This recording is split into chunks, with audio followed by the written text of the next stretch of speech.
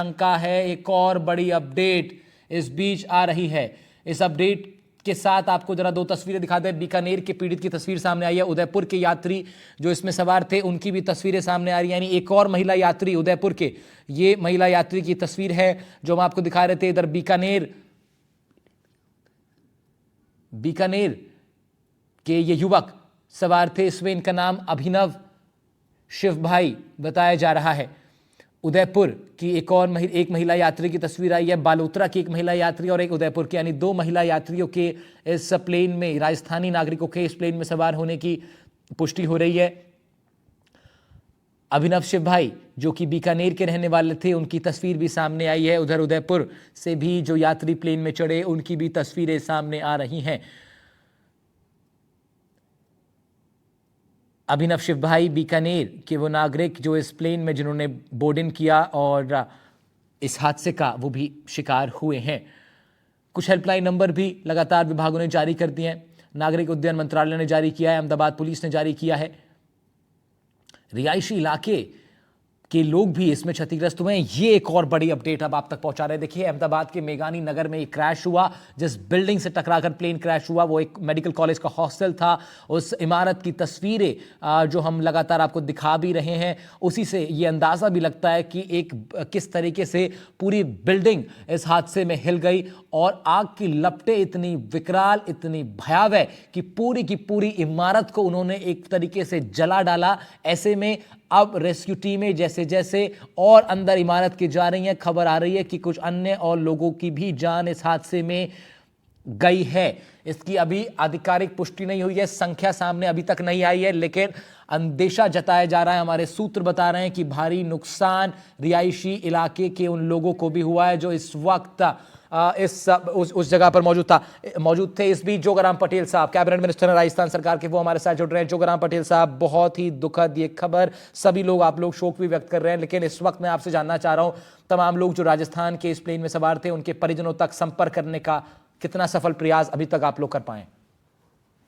देखिए, बहुत ही दुखद घटना है जिसका वर्णन शब्दों में नहीं किया जा सकता। जो काल कलवित हुए वो, उनके परिवार और सबके साथ, विशेषकर राजस्थान के भी बहुत अधिक लोग बताए, अधिकृत मैं नहीं बता सकता, लेकिन 11 लोग राजस्थान के भी बताए जा रहे हैं, जिसमें मेरे विधानसभा क्षेत्र के भी 2 व्यक्तियों के होने की प्रारंभिक तौर पर जानकारी मिली है।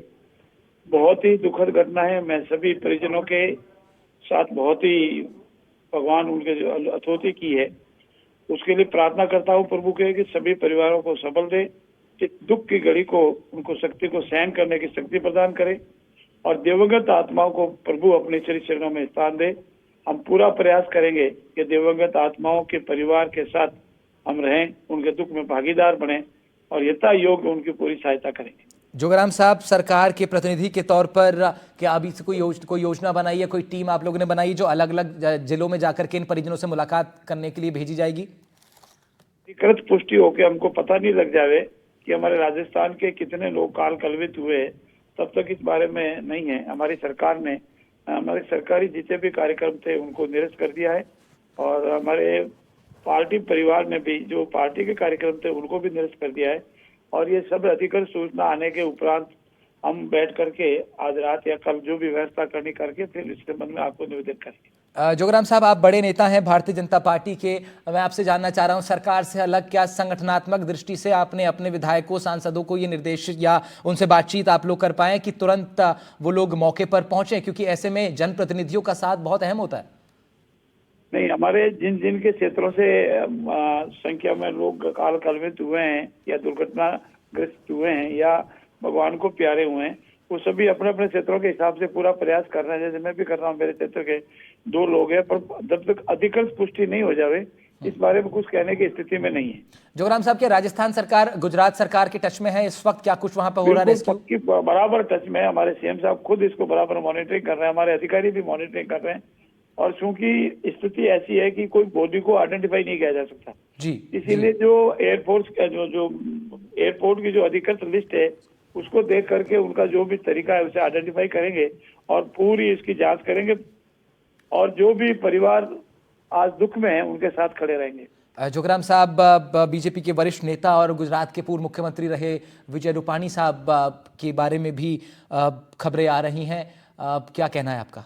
मेरे मित्र रहे विजय रूपाणी साहब, और हमने लास्ट बनासकांठा में एक खेत में साथ खाना खाया था, एक फार्म हाउस पर।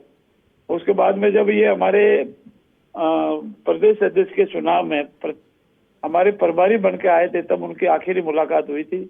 बहुत ही दुखद घटना है। बहुत ही सरल व्यक्तित्व के धनी थे, मिलनसार व्यक्ति थे, और अब इस दुखद घटना में उनका निधन का समाचार मिला है। बहुत ही दुख की बात है। मैं उनके परिवार को भी प्रभु से प्रार्थना करता हूँ उनको सबल दें।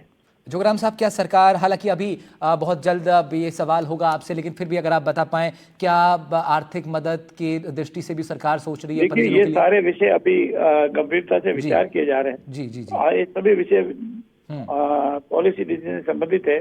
सब पर विचार करने के उपरांत तुरंत इस पर कोई निर्णय लिया जाएगा, और हायर अथॉरिटी स्टेज पर इसका निर्णय लिया जाएगा। बिल्कुल बिल्कुल। बहुत शुक्रिया जोगराम साहब बात करने के लिए हमसे। NTV राजस्थान की से बातचीत कर रहे थे कैबिनेट मिनिस्टर राजस्थान सरकार के जोगराम पटेल। बता रहे थे राजस्थान सरकार पूरी तरीके से लगातार गुजरात सरकार के संपर्क में है। हर संभव प्रयास किया जा रहा है तमाम जानकारियां जुटाने का, और एक क्लियरिटी भी सरकार भी चाहती है। हालांकि हादसा इतना भीषण, और केंद्र की एजेंसियां भी इसमें रेस्क्यू में लगी हुई हैं। धीरे धीरे स्पष्टता हो जाएगी, और जोगराम पटेल यही कह रहे थे कि जैसे जैसे स्पष्टता आएगी, जैसे जैसे क्लियरिटी आएगी, वैसे ही वैसे पीड़ित परिजनों के लिए जो तमाम मदद होनी है, सरकार की ओर से योजना बननी है, उसको जल्द ही क्रियान्वयन किया जाएगा। इस बड़े हादसे पर NTV कवरेज जारी है। बहुत छोटे से ब्रेक के लिए रुक रहे हैं, तुरंत वापस आ रहे हैं।